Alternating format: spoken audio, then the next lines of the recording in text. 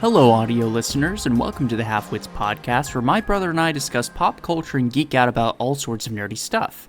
I'm Kieran, or Kieran Nimbus Online, and this is Tristan, otherwise known as Trons. Yep, that sounds about right. So, before we get into the nitty-gritty, small talk, how are things going? How's life? Well, I get ready to move to Cincinnati from Columbus in about 2 weeks, or sometime soon, near the end of the month. It's really exciting. Just kind of staying down here in my mom's house, just chilling, waiting for the day to move. I mean, I'm personally excited for the IRL D&D that's going to be happening. It's going to be super In fact, we're making characters tomorrow, actually. I know, and for those of you interested, we're going to be running the Curse of Strahd, which is, like, hella cool. I haven't run a session with Strahd, but it's going to be really awesome. I already have a couple of character concepts in mind.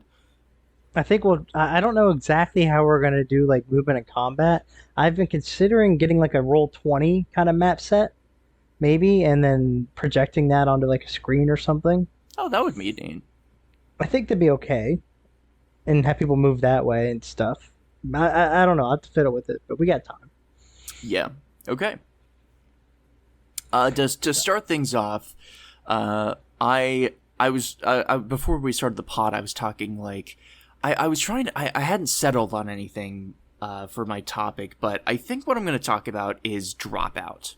I'm sure you've heard of it. It's a streaming platform, kind of, but it's run by the CollegeHumor guys, and it has everything from, like, Brennan Lee Mulligan's D&D sessions to its own shows and some old sketches that they ported onto there. How familiar are you with Dropout? Oh, very, very familiar. Anna and I really like Actually and Game Changer. Those are our favorite. I mean, those are kind of the best ones, and I say that with love in the world because all the other shows have their own merits, but yeah, I feel like Game Changer specifically, I think deserves an award. It's creative, it's very inventive and very special with how it's set up. I mean, the premise itself is amazing, but the people that Sam Reich, he's the CEO of the company.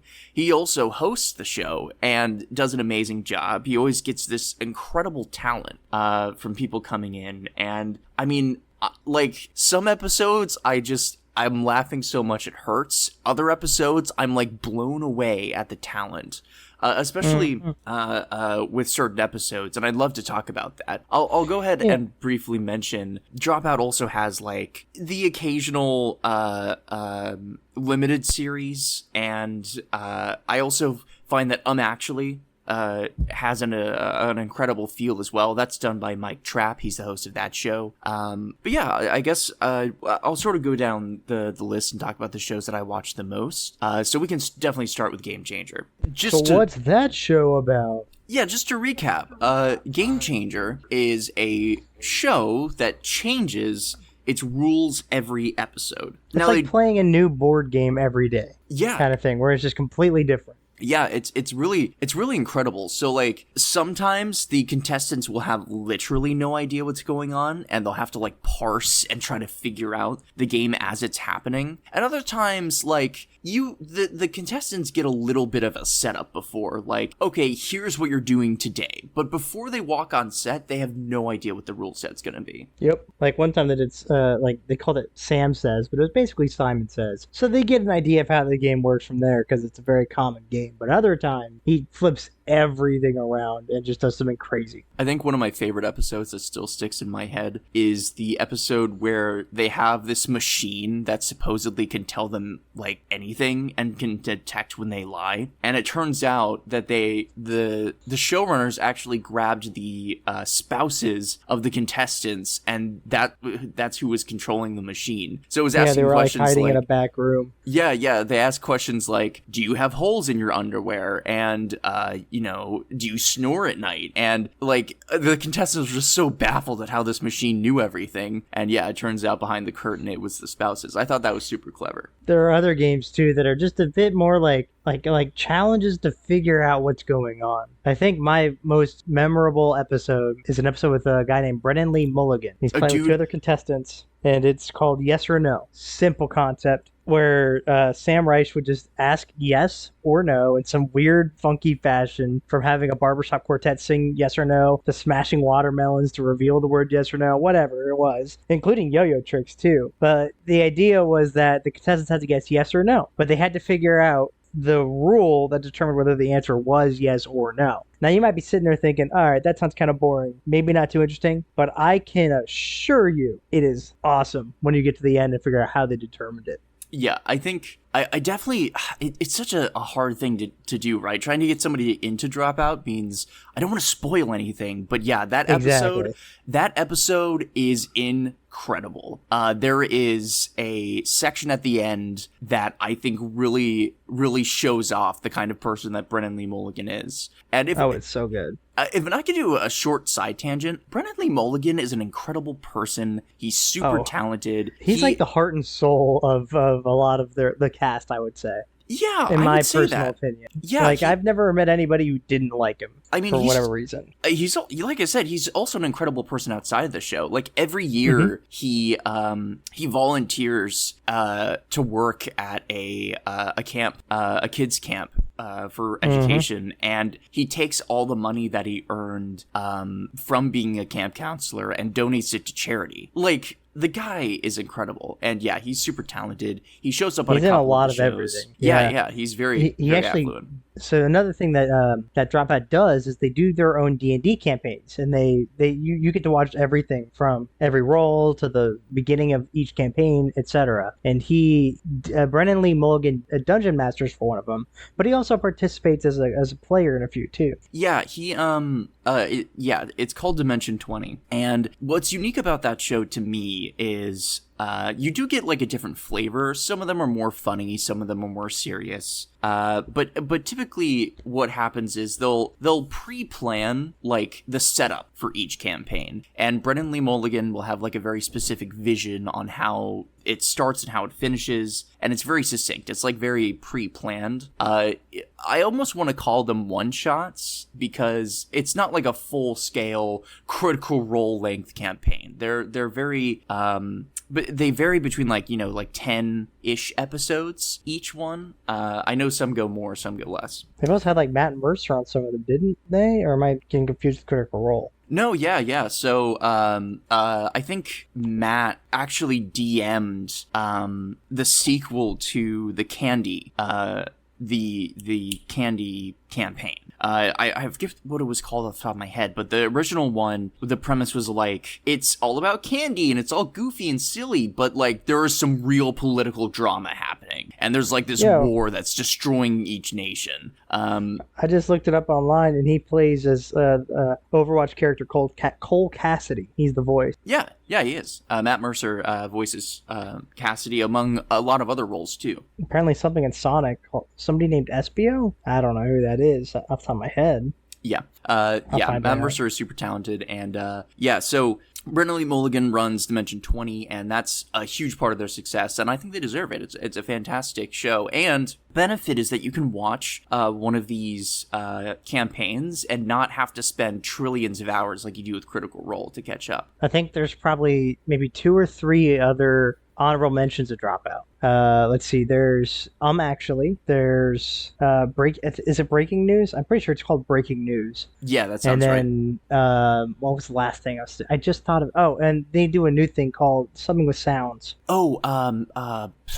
Frick, I love that show. It's so good. Yeah. Hold on, I'll find out. But basically, one of the Game Changer episodes got turned into its own little spin-off show. Yeah, it was because it was so successful. Like I said, sometimes they do repeat show topics if they're just that good. It's called Make Some Noise, where basically Sam Reich asks the contestants to imitate something. It's usually ridiculous, whether it's like mac and cheese, like noises, or birds and something. Right. Okay. So making some noise, I think, has a lot. I mean, just so much to offer, because just like Game Changer, since it's a spin-off, every episode they have new prompts. Sometimes they get new people, and it is an amazing show. I think one of my favorite prompts is, oh, I always forget his name. But which one?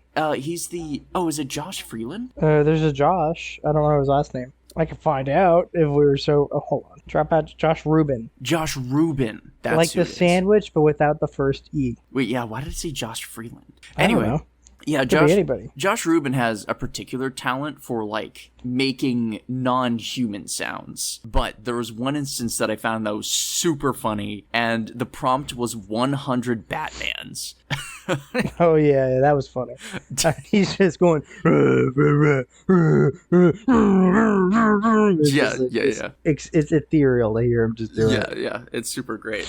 So, I mean, talking about some other stuff, too, we could touch on actually. I feel like... Yeah, that one's pretty simple in concept. It's basically like Jeopardy! Yeah. But it's a little different. Yeah, the idea is Mike Trapp, who is the host, has a bunch of incorrect... I'm going to, like, repeat it verbatim. He has a bunch of incorrect statements, and the jobs of the contestants is to correct him using the phrase, actually. And if you don't say, actually, you don't get the points. It's a very fun concept.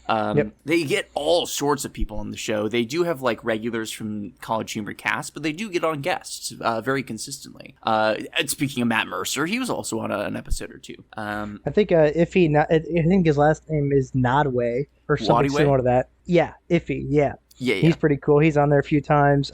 They have other people like Lily. Man, the last names are hard for me. There's a girl named Lily. She's on there a few times. I bet you Felicia Day's been on one. Maybe.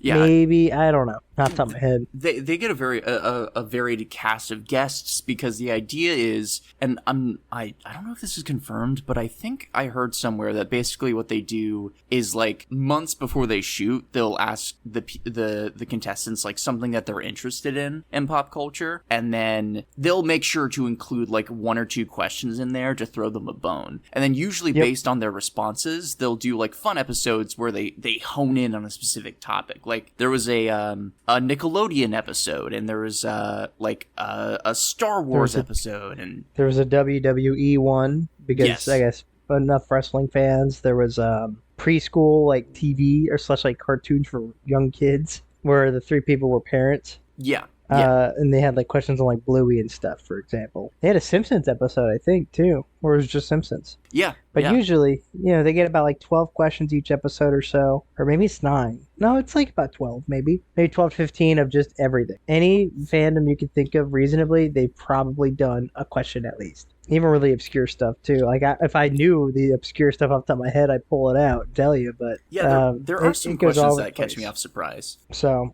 actually, it's pretty good. And then the last thing, they do another thing called breaking news, where it's like watching a newscast where there's a bunch of anchors at a desk, but the catch is they don't know what they're about to read. They see it on the little teleprompter in front of them. And it's usually hilarious, like, just random stuff that they got to say that just sounds stupid. Or, it's about one of the people who are actually speaking, and it's like a comedy skit almost to watch. Yeah, it's like improv. That the challenge is that the news anchor can't laugh while saying the most ridiculous things. I do like. I think it's it might just good be called, for a good like, laugh. Breaking Newsroom. But or something like that. But it's worth a watch for a laugh. If you're ever just kind of down, great thing to watch. They're like up to 10 minutes max. It's nothing crazy. Yeah, I'd say Dropout is really special to me as a streaming platform, because it really feels like you're led into this little club, and it's just it's full of really talented and funny people, and the subscription is only like $5.99. $5? Yeah, maybe $6. It's but really there's enough affordable on there. Yeah, especially if you haven't seen any of it, you'll have plenty of time. I do recommend watching CEO. That I don't know if that's what the series is just called. Yeah, the CEO Brennan series. Lee Mulligan. He pretends to be a CEO of different companies at times where they're having problems, like Tumblr or Oreos or something. And remember when Tide Pods were really big as a problem for people eating them? Mm-hmm. At one point, he was the CEO of Tide, and he was like reviewing products as they were making them off the line, as a joke. And and they would give him like lollipops that look like Tide Pods and stuff, and he's just freaking out as the CEO of Tide. Some of his stuff is really funny. If you can find it on YouTube too, I think. Some of the stuff's on YouTube from Dropout. Not everything, but some. They do have select episodes you can watch in its entirety. I will say they do oftentimes like censor things, and they have like little banner ads that roll. But I love Dropout. I watch it every week because there's always something new that's happening. I also, just to throw out a couple of other shows that I think are worth talking about. There are a couple of like limited series runs. Have you ever seen Ultra Mechatron Team Go? It sounds familiar, but I don't. Tell me about it. So the premise is that it's sort of like a Power Rangers ripoff, or like it's like Power Rangers and Voltron combined. The idea is like each person controls one part of this mech and they fight monsters, and there's like an evil Power Master who's like trying to destroy the Earth. It is really funny. It really subverts your expectations. At first, it feels like the beginning of a sketch. Like, oh, what if the Ultra Mechatron team are really incompetent and they're just like really weird people? And every episode has like a little gimmick that goes on. But the ending of the show like takes a hard left turn into cinematography, and it is amazing. I'd recommend that. Another show that I occasionally watch is Dirty Laundry. Have you watched that one? Oh, I've seen like little clips of it on like TikTok and stuff. So I that's the one where like they all submit some weird fun facts or weird things about them. Yeah. And they have to like guess who put it in to the pot of weird facts and weird stories. Yeah, so Lily Dew, she's the host of this one, and Grant is the like sort of co-host. We haven't talked about like the main cast too much, but there is like a main cast of people on College Humor who appear in a lot of these shows. So Lily Grant's Dew, pretty good. Yeah, he's on there too. Grant's a really, and I'll talk about Grant in a second because there's another show that I really like. But yeah, so Lily Dew brings on people. They submit like a secret about themselves, and then she'll read out the secret to everybody, and everybody in the room has to guess who submitted it, and it's very fun. And the whole theme of the show is centered around like drinks. So Grant is the bartender, and the idea is that if you were the one that submitted it, you have to drink to show that you did. Fair enough. Sounds pretty good. The last show that I wanted to talk about, it's another limited run series. If you have not watched this yet, Tristan, I would highly recommend it. It's called Total Forgiveness. Oh, I've seen that. Yeah, that was a few years ago. But that has Ali Beardsley, and it has Grant O'Brien. That's his name. Yep, Grant O'Brien. I can tell you about this one. This one's actually pretty good. Yes, so Grant please. and Ali, being in College Humor, have gone to college, and they had a ton of debt, like probably over 80,000 or something like that, enough sizable college debt. So the two of them teamed up and pitched to Sam Reich, who is like the CEO of Dropout and College Humor, and we're like, hey, what if we did this show where we both made challenges for each other in increasing difficulty, and if we do the challenge, College Humor, you pay us part of our loan. And so the two of them would make challenges for each other that got increasingly more difficult as they try to get, more money so that they can pay off their student loans. Total forgiveness. I think that's it, pretty much, at the base of it. And again, I don't want to spoil anything. That's why I was very light with how I described it. But let me say to you, listener, if you have not checked out Total Forgiveness, I think that is the price of it. That would be worth the price of admission to Dropout by itself. It's not just like the premise of the show. It's sort of played off as funny, but it really, really, really gets down to the psychology of people who are in debt, and it strains Grant and Allie's relationship a lot as friends, and it really comes to a head near the end of the series where they've done so many things to each other. It becomes really difficult for them to connect with each other, and there's a really amazing discussion to be had. I think Total Forgiveness is incredible. I don't think they meant for it to be as amazing as it was, but an experience like that is definitely worth watching.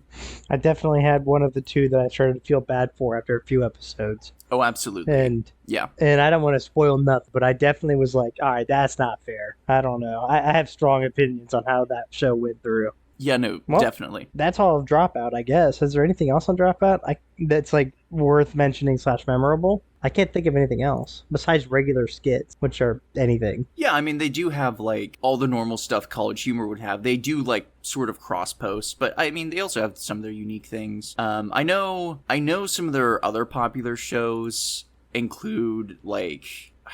have you seen What the Fuck 101? No, but isn't that like weird history facts? Yeah, it's sort of like a parody of Miss Frizzle and the school bus, the magic school bus. And the idea is that the teacher there just teaches them the worst parts about history. Like the things that people don't want to talk about. There's another Fair show enough. called Kingpin Katie. I haven't watched this one, but it's more of a scripted show where Katie Maravich, who was one of the regular cast members, is a cocaine dealer. And you follow her and her antics. I know that for a time, they at one point had like a partnership with Drawfee, and so there's a show called Cartoon Hell that's a fun thing to watch. But yeah, I think we covered all the main ones. Those ones definitely make it worth watching for me. With that being said, I think now would be a good time to talk about your topic. What'd you bring for this week? All right, we're going to talk about the best and worst Disney villains because I have strong opinions on some underrated Disney villains. Okay, And I'm not including like Marvel and Star Wars essentially. Those aren't. I'm not counting those. Okay. But anything else is pretty much fair game. Yeah, I mean, So let me just. Oh yeah. I was just about to say, you can definitely go about this how you would like to, but just to clarify, we're talking about like the set up villains for a Disney movie, like a Disney animated movie. Yeah. Pretty much, yeah. I mean, I guess it could be a non-animated movie, but those aren't usually like the best or the worst ones, I guess. If I'm thinking, well, I don't know. If you pulled up somebody that was worth mentioning, that's fine. I was gonna name my favorite right off the bat. Okay. Because yeah. he's definitely underrated, and some people probably haven't even heard of him. But bowler hat guy, Mike Yagubian, from Meet the Robinsons. from Meet the Robinsons. I think he has got the best redemption arc because he was not even the main villain in his movie. Not at the end of it, he was just kind of like a pawn. But he's played as the villain up until the very end of the movie, and he has this great redemption arc that a lot of villains in Disney don't have. Just don't have at all. Like Maleficent, unless you count like the movie with Angelina Jolie, like in Sleeping Beauty, she doesn't have much of an arc or much of anything, really. She's just kind of a jerk. Yeah. You know? Yeah. But this guy, he's actually like, he cares and he actually has feelings and whatnot. By the end of the movie, he kind of turns a new leaf. But I don't know when the last time you've seen that movie was, but Meet the Robinsons was like a top tier Disney movie that just is never mentioned. Yeah, no, I do agree that it was sort of a twist too, because I mean, you wanted to learn more about this guy. He was clearly incompetent throughout the movie, and the twist at the end like really cements him as a redeemable villain. I think there's a word for them, like a relatable villain. Maybe. If you haven't seen Meet the Robinsons, it's on Disney Plus. Go watch it. Because if you haven't seen it, you need to see it. Yeah, I don't know if there's a better, well-written Disney villain. And I would say Disney villains sort of fall into some very classic ideas of villainy, right? You have relatable villains where their backstory is explained in a way that you could understand where they're coming from. You have, like, pure evil villains, the ones that just want to destroy everything and kill the world. I imagine things like the Evil Queen from Snow White, or what's another good example? Oh, like Ratigan from The Great Mouse Detective. Was he relatable? Or wait, sorry, wait, you said we're describing which kind of villains? I was discussing, like, true evil villains. Like, yeah, he's one of them. Yeah, just not a good ounce in their heart. I've got a whole list of, like, every Disney villain on here, so I could see them all. Jafar is a good example of that. Yeah, where he's just kind of evil. Absolutely. I mean, there's the list of what's considered primary villains. You have the Evil Queen from Snow White, Chernabog from I think that's Fantasia. He's the big like devil creature. Okay. The Queen of Hearts from Alice in Wonderland, Captain Hook, Maleficent, Cruella de Vil, Ursula, Jafar, Scar, Hades, and Dr. Facilier from Princess and the Frog.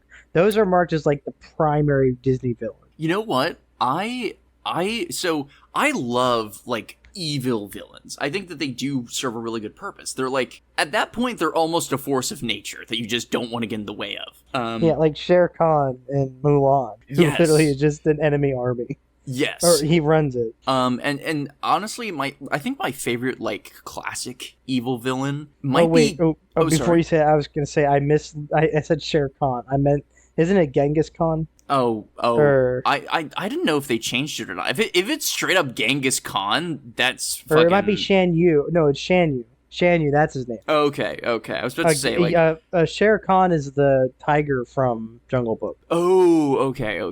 My bad. I was thinking Genghis Khan because I think he's Man, from the Mongol Empire. Disney Anyway, fans are okay, like so your rioting favorite, right now. your yeah, yeah. They're like, that's not right. No, your favorite classic. You were saying?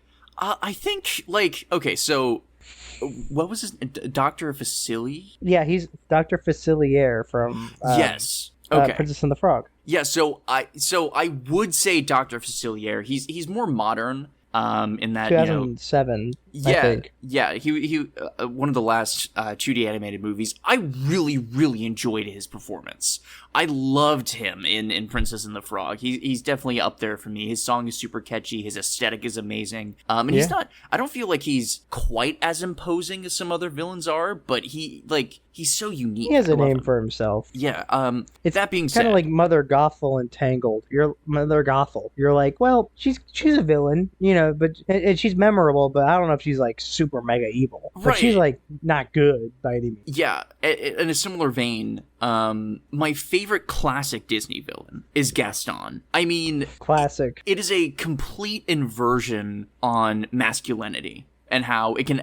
I think it was the first example of how like toxic masculinity can go. Right, this guy takes all the traits of what some would consider like a classic hero and inverts them to be the villain, and I think that's so captivating. I love Gaston. I'm looking here at this list of villains, and some of these villains I don't even know if I've heard of them, but I've never thought about them. Like, I guess, remember they made the movie Oz, the Great and Powerful? Well, apparently the Wicked Witch of the West counts as a Disney villain because Oz, the Great and Powerful is a Disney movie. Oh, okay. Some of them are also from like Enchanted. There's the Queen from there, apparently. They count as Disney villains. So that's actually an example of a live action villain.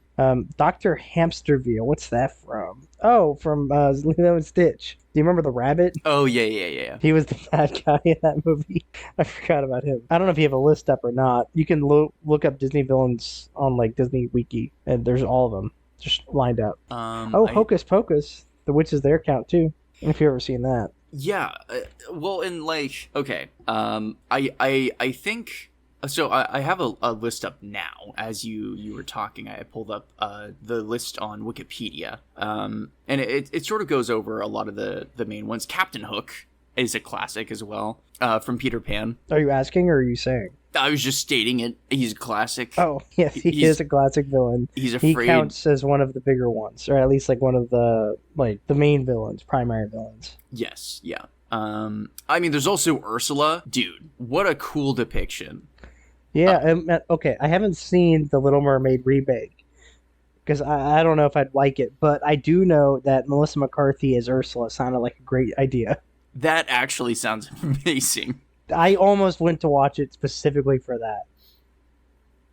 Yeah, like, man, Ursula to me, like, really feels like a hag from D&D. Kind of, yeah. If you're not like totally familiar with D&D, I'll sort of explain briefly. A hag is supposed to be like everything ugly and evil possible. They're fiends, so I think they come from the abyss. They might come from the Nine Hells, but I'm pretty sure they come from the abyss. And the idea is like they'll entice you with an offer, but it's a monkey's paw situation that oftentimes ends up way not in your favor. Like, a lot of poor townsfolk will be like, can you please heal my son? I'll do anything. It's like, okay, yeah, I'll heal your son. Here it goes, and boom, the son is healed, but he gets hit by, like, a horse in the head and dies a week later, and your soul is now belonged to the hag. It's very evil magic. That sort of just reminded me of Ursula. Huh, fair enough. Let's see. Some other ones that I definitely consider like good Disney villains. There's Syndrome from The Incredibles. Because he's relatively, I would call him relatable. Played by, I can never remember his name. I never remember it. He's the guy who plays Dave in Alvin and the Chipmunks. It'll come to me and I'll remember it and say it out loud in the middle of nowhere. Syndrome was an It's like, amazing villain. yeah. And you know, actually, there's so many little details in that movie that show that he was just trying to be himself and that he just wanted to be respected by Mr. Incredible. Like, I saw a post, like, you know how at the beginning when Mr. Incredible's trying to stop Bon Voyage Yes. and little Syndrome comes up and he's trying to help out. So like Mr. Incredible tells him to get lost while he's like holding up Bon Voyage, like clearly doing something. Yeah. Well, later on in the movie, Syndrome like recalls back to that memory, and in that memory, it's actually just Mr. Incredible. Not Bon Voyage, nowhere in this memory. Just Mr. Incredible like yelling at Syndrome, and Oh, Syndrome interesting. perceives it as like it's like just hated towards him. So he's like relatable, or well, as relatable as a villain could be, in that he just misunderstood what was going on, and he just really just had it out for Mr. Incredible, essentially. Man, dude, The Incredibles is such an amazing movie. I It's incredible. Yeah, yeah, yeah. I mean, And the I don't second one I didn't hate either. I thought the second one was fine. I thought the second one was fine. I think it got a little too much hate. I think people didn't like the villain with it just being like, "Oh, technology, bad guy. Oh, that's modern," and totally not original. I don't care. The villain was still a villain, and there was a whole bunch of other villains and stuff like that in the movie too.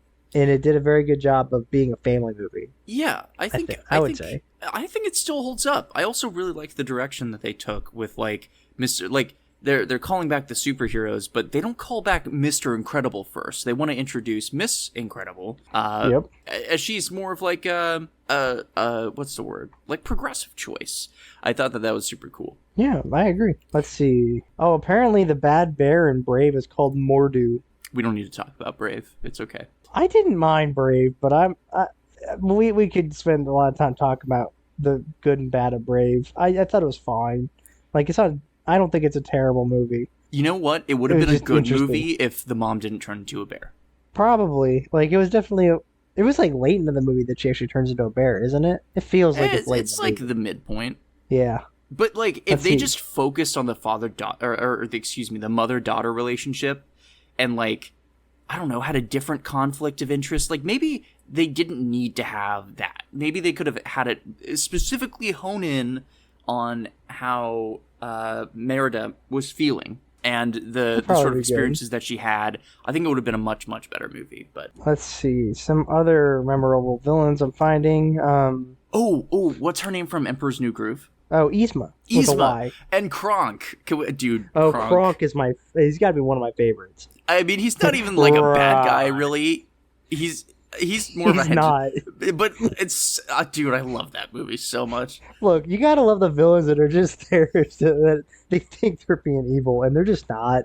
They're doing their own thing, having a good time. Kuzco's poison for Kuzco. Yeah, that poison. Yeah. Yeah, that's funny. So Yzma and Kronk, those are a good duo. Who else we got? I don't know. Like, I know I'm looking at the list. There's a lot. If you consider everything, including like all like minor villains, there's a ton. Like Heffalumps and Woozles from Winnie the Pooh count on this list of villains.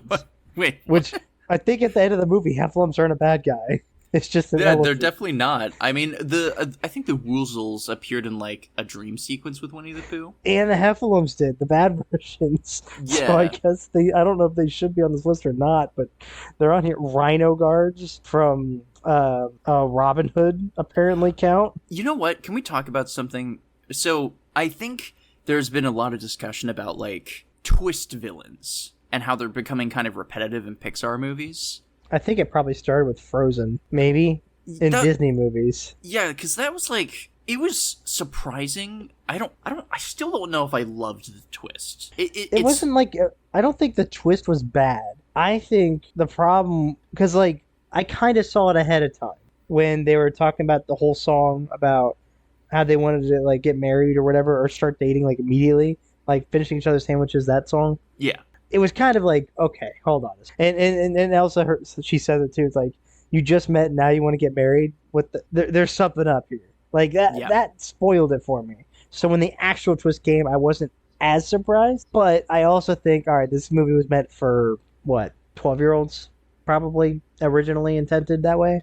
Yeah, Maybe. sometimes I think we forget that as fans of media like this, a lot of it is targeted towards kids, right? Yeah, That and there goes. are some things that are meant for everybody, but there are also some like a twist like that. Like it's a twist. It's nothing crazy for a twist. It's just kind of like, oh, okay, checks out. It's different. And I'm still of the opinion that even if you're writing a children's script or a children's book, don't talk down to the people that are reading your stuff, right? You can still make an incredibly compelling and amazing story with simple words.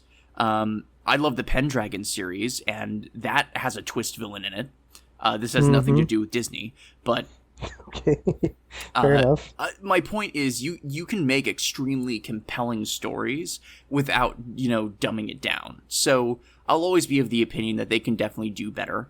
I think another one that's like commonly not liked is the twist villain from Wreck-It Ralph, but I actually kind of liked that one. Oh, speaking of Wreck-It Ralph, that's another one of my favorite villains, or at least okay. So how they have the villainous board games? Yes. I love those games. I have like all of them, including the Marvel one. And there's some villains I think should be in the game that aren't yet, but other villains made it in, and I'm like, how is this in there? One of the villains that's in Villainous is Prince John from Robin Hood. He's the lion who wants money. That's all that you need to know. He's very and he made it into but Villainous. Yeah. He's kind of funny because he's dumb. He's like Little John or something like that. And they make fun of him all the time, like sucking his own thumb or whatever. But he's in the board game. But then we talk about Bowler Hat Guy, and I think he should be in the board game at some point. Or Wreck-It Ralph's villain, King Candy / people have probably seen it by now, Turbo. That should be a Disney villain. Yeah, he should be one of the villainous villains in this board game. Which, if you don't know, this board game is you buy the expansions or just the original, and you basically play as a little villain trying to complete your goal. Depending on your villain, there's different goals. If you're Yzma, you're trying to catch Cusco. If you're Cruella de Vil, you're trying to get 101 puppies. It's based off of the villains. So I'm surprised that some villains that I definitely would think should be in the game are not in the game yet. Yeah. Like, they haven't done a Frozen one yet. With as popular as Frozen was, you'd think they would. Oh, and I should say, there's like probably close to 20 villains out now. How many villainous villains out? Let's see. Oh, there's been a few expansions. Oh, and they started getting to Star Wars, too. It looks like there's about 21. I mean, that's a give lot. or take. Like, there's Captain Hook, Jafar, Ursula's in there, Ratigan's in there, Dude, Scar, that's cool. Pete, like from Mickey Mouse, he's in there. Oh, like cool. classic Pete. Yeah. You got Gaston, Lotso the Bear's in there, and Syndrome's in there. Syndrome's pretty cool. Actually, I haven't played Syndrome yet. I haven't. I have not played that one because I just need to find people to play it with. You're making me want to play it. I would love to play like Ratigan or Syndrome. Those are cool. I have them all here. Lotso's in there, the bear from Toy Story 3, which good twist villain, I think. If we're on the topic of twist villains. I saw it coming a mile away, but I agree. I really like it. I think it was a good twist, but you're right. It was kind of like, okay, well, whatever. So, a twist doesn't have to be unseen to be a good twist. It's for the characters. I think people are just like tired of the twist being the villain. I think you can set up a villain and have it being a compelling story. But yeah, continue. I want a movie where the hero turns to the bad guy, and that's the twist. And they don't go good again or something. They're just now the new bad guy. So now the bad guy has become the good guy. That's Megamind. You just described Megamind, the best movie of all time. Oh, yeah, I did just describe Megamind. Well, that's not Disney, so we're not allowed to talk about it. Dang it. But that's a good movie. But yeah, that is a great movie. Who's a good, relatable villain? Who isn't... Okay, here's the catch. This villain wasn't relatable until the second movie. You want to guess? No, I have no idea. The second movie came out like 15 years later. Oh, Incredibles. Right. Not Incredibles. Oh, okay, well. The other, Monsters, Inc. and Monsters University. Randall. The chameleon bad guy. Okay. In the first movie, he's the bad guy. He's just a jerk face. He's an ass. He's a bad guy. In the second one, you find out that the only reason he's a bad guy is because Mike Wazowski treated him terribly in college. That's so true. He gets like everything messed up because Mike Wazowski exists. Then he becomes a relatable villain. I loved Monsters University. It was a good sequel. I guess people just wanted a sequel really badly of Monsters Inc. So they were going to be harsh on this movie no matter what, but I really enjoyed it. I thought it was a really good story. Yeah, I thought it came out great with good reception, but maybe it didn't. There are a lot of people saying that, like, they felt like it was an unoriginal concept doing a college movie, and they wrote it off as being, like, I don't know, not true to the characters, and it did sort of retcon some things. I suppose. But I will say, I really loved the ending, where they kind of show Mike and Sully going up the corporate ladder. I thought that was really, really sweet. And a lot of people also pointed out that this movie could be a very easy comparison to those on the autism spectrum. Which, interesting. After I had been told that and I rewatched the movie, I could actually really see that. It's just like you think differently, and oftentimes you have to work twice as hard to get somewhere, and sometimes it's just not enough, and that's okay. I think that's the point of the movie. That's fair. All right, well, we've hit about 45 minutes-ish, so it might be a good time to wrap it up. Yeah, let's wind it down. I think this means, if I'm not mistaken, we get a corny joke. A corny joke? What do you want? Okay, what kind of? Do you want to hear one about corn? All right, yeah, hit me with it. Because I'm all ears. I'll give you a better. Just give me. I gotta think about these things because I know. Hold on. What joke can I come? Hold on. I'll get one. I promise. Hold on. I'm not. You think I'm looking it up? I'm not. I'm thinking about it. Oh, okay. I said this one the other day. I liked it. All right. So okay. So for some of you guys that drink, all right, there's a drink called a screwdriver. You can get orange juice and like vodka or something like that. So anyway, this screwdriver walks into a bar and he asks the bartender, "Hey man, could you make me have a drink? I mean, I'll take anything." And the bartender goes, "Well, surely you'd want the drink named after you, right?" And the screwdriver goes, What? You got a drink named Dave?" Corny joke. It's not about corn, but it's a silly joke. Let's wind it down. Thank you so much for listening to the Halfwits podcast. You can find me in places at Kieran. I'm streaming daily on Twitch, and I also have a YouTube channel, and obviously you can find our podcast on every streaming platform ever. Do you have anything you'd like to plug?